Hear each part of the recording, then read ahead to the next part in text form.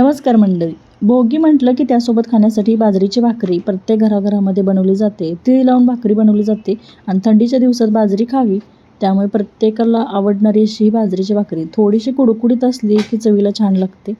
आता ती कशी बनवायची त्यासाठी व्हिडिओ जो आहे तो स्किप न करता शेवटपर्यंत पहा. बाजरीचं पीठ जर जास्त दिवसाचं असेल तर थोडंसं कोमट पाणी घ्यायचं. आता मी जे पीठ घेतलेलं आहे ते काही जास्त दिवसाचं नव्हतं त्यामुळे गरम पाणी त्यामध्ये घालायची गरज नव्हती आणि मग थंड पाण्यामध्येच हे पीठ छान असं मळून घ्यायचं. भाकरी जितकी जास्त चविष्ट पाहिजे असेल तर हे पीठ जे आहे अगदी 2 ते 3 मिनटासाठी छान असं मळून घ्यायचं. पीठ छान असं मळून घेतलं की पहिल्या प्रयत्नात भाकरी जमते. सुरुवातीला जरी तुम्ही शिकत असाल ना तरी भाकरीला कुठेही चिरा पडत नाहीत. एकसारखी जेवढी पातळ भाकरी थापता येईल ना तेवढी थापता येते. आणि बाजरीची भाकरी बनवत असताना या पातळच भाकरी बनवायच्या. कुडकुडीत भाकरी जर बनवली तर ती चवीला पण छान लागते. मी जी भाकरी बनवत होती ती डिसेंबर महिन्यात मटणाबरोबर खाण्यासाठी बनवत होती. मैत्रिणींनो, संक्रांतीला ज्यावेळी आपण भोगी दिवशी भाकरी बनवतो त्यावेळी तीळ लावून भाकरी बनवतो. त्यामुळे ते मी तीळ लावलेलं नाही. आणि हे बघा, लहान असं पिठाचा गोळा घेतला आणि छान असं परातीवरती पीठ लावलं म्हणजे पसरून घेतलं आणि छान एकसारखी गोलाकार भाकरी थापून घेते.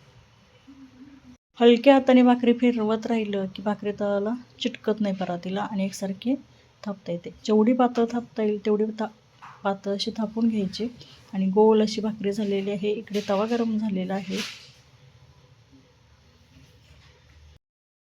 हे बघा, भाकरी किती छान अशी गोलाकार थापलेली आहे आणि भाकरीला कुठेही चिरा पडलेल्या नाहीत बघा. जेवढी पातळ थापता येईल ना तेवढी थापून घ्यायची. आणि बाजरीच्या भाकरी शक्यतो पातळच करायच्या. हे बघा, इकडं तवा गरम झाला आहे आणि गरम तव्यामध्ये आता ही भाकरी थापलेली जी आहे ती आपल्याला भाजून घ्यायची आहे. पिठाची बाजू जी आहे ती वरती होईल अशा पद्धतीने भाकरी तव्यामध्ये टाकायची. आणि भाकरी टाकल्यानंतर तवा तापलेला त्यामुळे लो फ्लेम होता आणि भाकरी टाकल्यानंतर हाय फ्लेमवरती भाकरी आपल्याला सुरुवातीला भाजून घ्यायची. अगदी अर्ध्या मिनटासाठी भाकरी तव्यामध्ये टाकली की वरून पाणी लावून घ्यायचं. म्हणजे पिठाचा जो भाग आहे त्या साईडला असं पाणी लावून घेतलं की बाजू पलटून घ्यायची.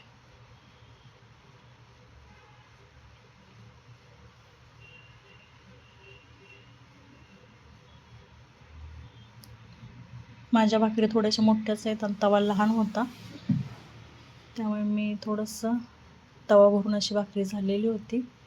एका बाजूने भाकरी भाजली की गॅसवरती दुसऱ्या बाजूने भाजून घ्यायचं. आता काही ठिकाणी गॅसवरती भाकरी भाजत नाहीत, परंतु आता मी गावाकडे ज्यावेळी भाकरी बनवते त्यावेळी अशाच भाजते. कारण भाकरी गॅसवरती ठेवली की टम्म फुगते आणि छान असं त्याला पदर सुटतो. आणि अगदी पातळ थापलेली ही भाकरी तितकीच कुडकुडीत अशी झालेली आहे आणि ह्या भाकरी चवीला छान लागतात. थंडीचे दिवस चालू होते आणि नॉनव्हेजची कोणतीही जर रेसिपी असेल म्हणजे नॉनव्हेजचा कोणताही जर पदार्थ असेल तर त्यासोबत ही बाजरीची भाकरी थंडीच्या दिवसात आमच्याकडे खाल्ली जाते.